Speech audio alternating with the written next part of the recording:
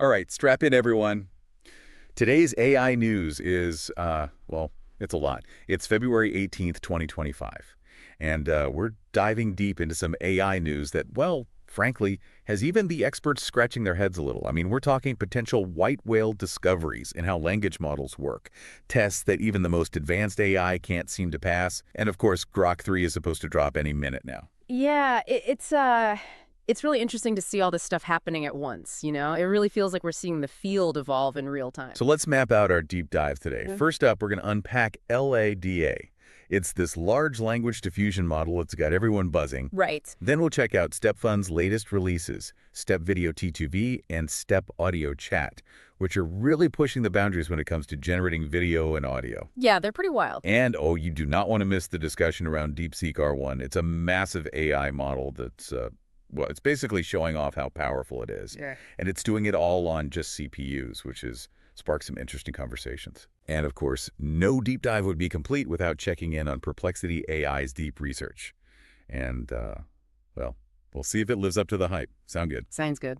Okay, let's talk LLaDA. So diffusion models have been kind of this holy grail for text generation, right? There's always been this theoretical potential, but no one's been able to actually make them work on a larger scale. Until now, it seems, with LLaDA. And let me tell you, people are freaking out. It's a pretty big deal, and for a few reasons. See, most language models generate text by just predicting what the next word in a sequence should be. It's like writing a sentence, left to right. But LLaDA, it does things differently. It uses a diffusion process, so it starts with pure noise and then gradually refines that noise into coherent text. Think of Yeah. it like taking a blurry picture and then, reversing the blur to get a clear image. Okay, so for someone like me who, let's be honest, barely scraped by in high school English, what does that actually mean in, practical terms? Well, imagine you're trying to write a story and you hit a wall. Instead of staring at a blank page, LLaDA could step in and help you fill those gaps, all while matching your existing style and structure. Or imagine crafting long-form content that's well-organized and coherent even when it's about super complex stuff. That's what LLaDA could potentially do. That's way cooler than just predicting the next word, that's for sure. So is this thing any good? Or is it all hype? The performance is pretty remarkable, actually. So LLaDA 8B, even though it was trained on 7 times less data than Llama 3 8B, it's still getting comparable results. It's like, studying for a fraction of the time and then acing a test anyway. And that's efficiency. What really throws me for a loop, though, is this reversal curse thing. Yeah. What in the world does that even mean? Yeah, it's a challenge that diffusion models have always struggled with. Imagine trying to unscramble an egg. Way easier to go from a whole egg to a scrambled mess than the other way around, right? Yeah. That's the reversal curse. So what LLaDA is doing with text generation is a huge step towards solving that problem. It's making people think that diffusion models could be how we build all large language models in the future. Okay, that's seriously mind-blowing. So are we saying goodbye to the old left-to-right models and hello to this whole diffusion revolution?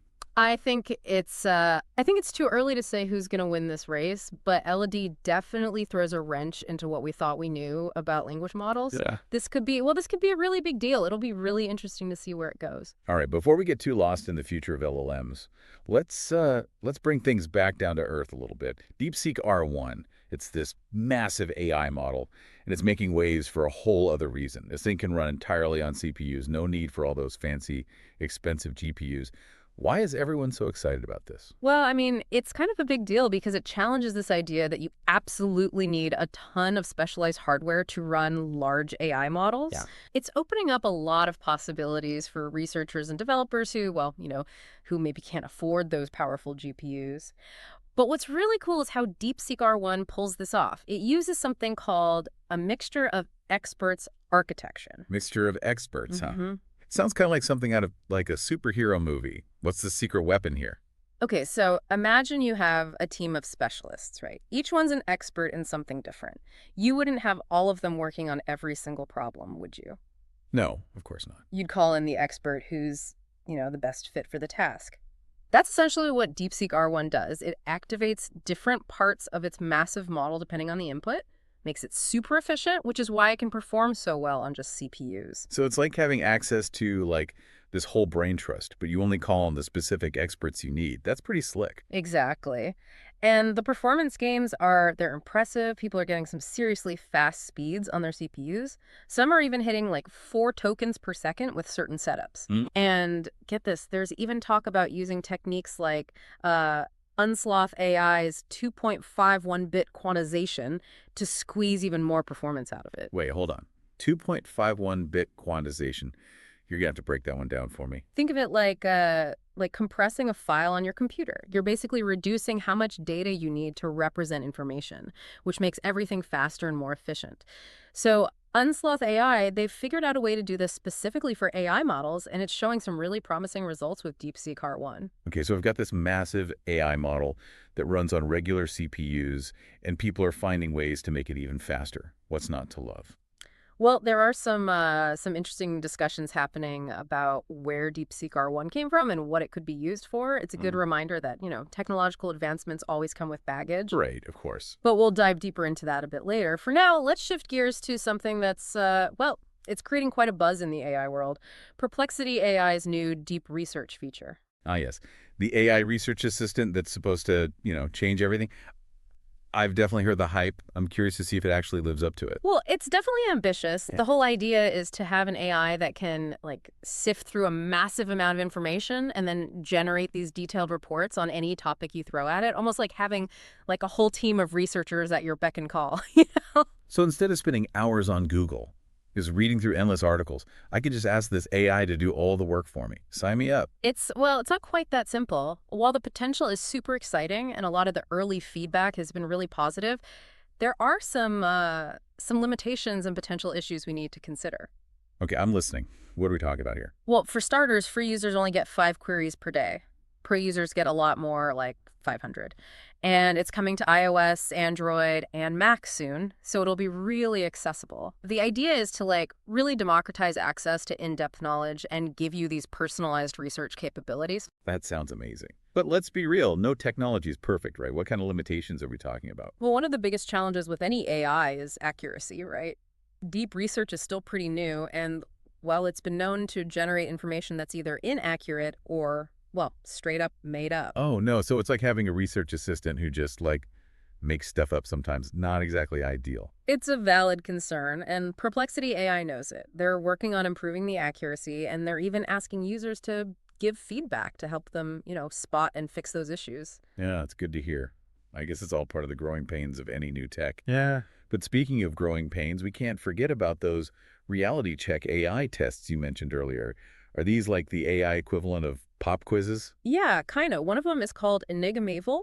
It was created by Scale AI, and it's basically a set of really difficult multimodal puzzles designed to assess an AI's, its knowledge, its reasoning abilities, its planning skills. Multimodal puzzles. Sounds intense. What are we talking about here? Okay, so imagine a detective trying to solve a crime, right? Right. They've got to piece together clues from all these different sources, witness statements, security footage, audio recordings, that kind of thing. Yep. Enigmavel presents those same kinds of challenges to AI models. They have to understand and integrate information from all these different sources. So it's not just about understanding language. It's about, connecting the dots between different types of information. That's a real test of intelligence. Exactly. And here's the thing, even the most advanced AI models we have right now, they scored a big fat 0 on Enigmavel. 0. Ouch. That's got to be a blow to the AI ego. Well, it's a good reminder that we're still pretty far away from, true artificial general intelligence. These tests help us figure out where our AI systems are falling short and push research even further. So it's like a reality check. Yeah. Keeps us grounded and focused on the bigger picture of AI development. Exactly. And speaking of pushing boundaries, let's talk about StepFund's latest releases, Step Video T2V and Step Audio Chat. These models are causing quite a stir. From what I've heard, Step Video T2V is this mind-blowing text-to-video model that can generate some seriously impressive videos. Is this, the future of content creation? Well, it definitely has the potential. Step Video T2V is showing some remarkable capabilities when it comes to generating these like coherent and dynamic videos from text descriptions. It can even handle scenarios that have always been tough for AI models, like generating videos of, say, dancers. Hold on, so you're telling me I can just type in something like a ballerina leaps across the stage, and this AI can create a video of that actually happening? That's the idea. And sure, the output isn't always perfect, but the progress is undeniable. Imagine what this meant for filmmakers, educators, entertainers, being able to generate high-quality videos from just text. It could completely change how we create and consume content. That's wild. Okay, what about step audio chat? Is this like, those voice assistants we all have on our phones, but on steroids? It's a step beyond that, for sure. Step Audio Chat is a voice-to-voice model that's capable of what's called end-to-end speech generation. Okay. It means you can input spoken audio and the model will output new audio. Like, it'll actually have a conversation with you. Whoa, so it's like I'm talking to this AI in real time, and it can actually understand and respond to me. That sounds like something straight out of science fiction. It's really a testament to how far speech processing and language modeling have come. Imagine a future where, you can have these natural, engaging conversations with AI assistants without having to type anything. That would be a game changer, especially for people who, might have trouble using traditional text-based interfaces. Absolutely. AI-powered voice interfaces have the potential to make tech more accessible and inclusive for everyone. So we've got AI models that can generate realistic videos from text, hold conversations, and solve complex puzzles. Although maybe not so much on that last one. Right. And of course, we can't forget about the elephant in the room, Grok 3. It's still on its way. It is, and the anticipation is palpable. We'll definitely get into all the details of Grok 3's release and what it could mean for AI in the next part of our deep dive. But before we do, there's one more development we need to discuss. Oh, a cliffhanger. Okay, I'm all ears.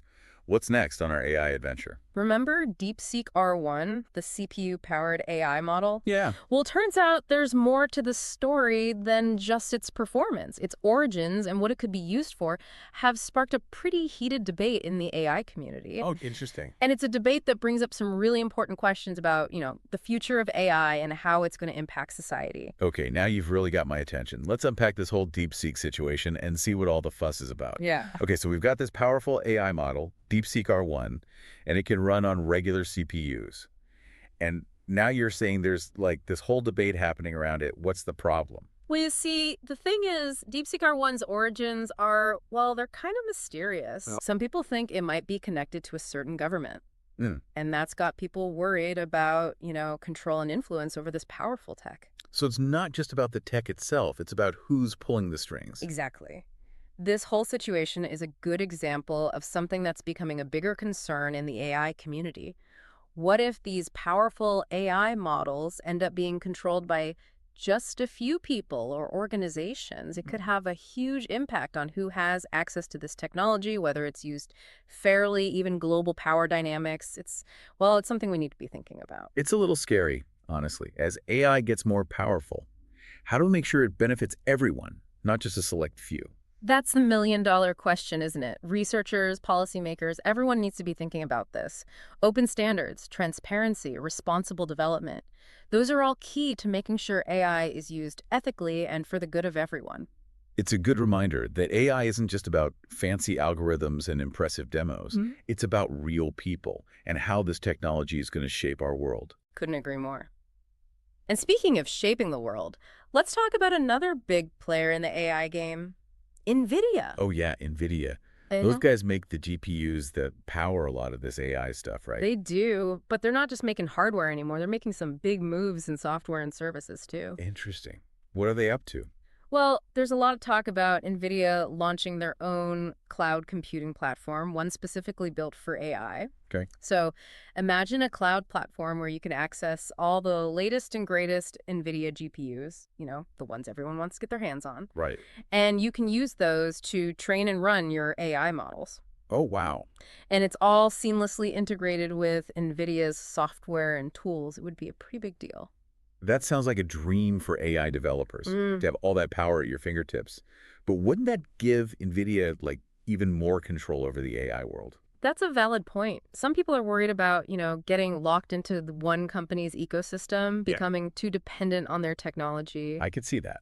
It's similar to the concerns people have about OpenAI and their models and services. The bigger a company gets, the more important it is to have open standards and make sure everything can work together. Makes sense. Open standards and interoperability are key to fostering a more collaborative and innovative environment.